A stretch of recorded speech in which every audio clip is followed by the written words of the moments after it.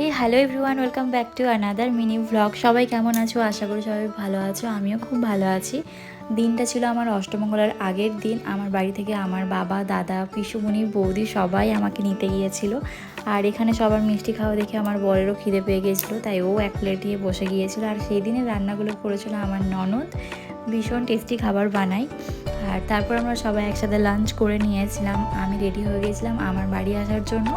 আমার তো ভীষণ আনন্দ হচ্ছিলো, মনে হচ্ছিলো যে কতদিন বাদ আমি বাড়ি যাব। আর আমাকে কেমন লাগছে এই শাড়িটা পরে অবশ্যই জানিও। আর আমার সাথে সাথে আমার বড়ও রেডি হয়ে গেছিলো। তারপর বাড়ি চলে গিয়েছিলাম।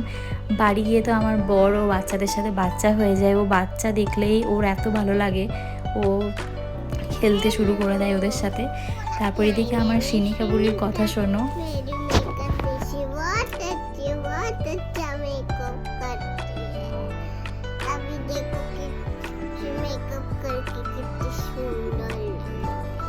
ওর কথাগুলো এতটাই মিষ্টি, মনে হয় বারবার শুনি।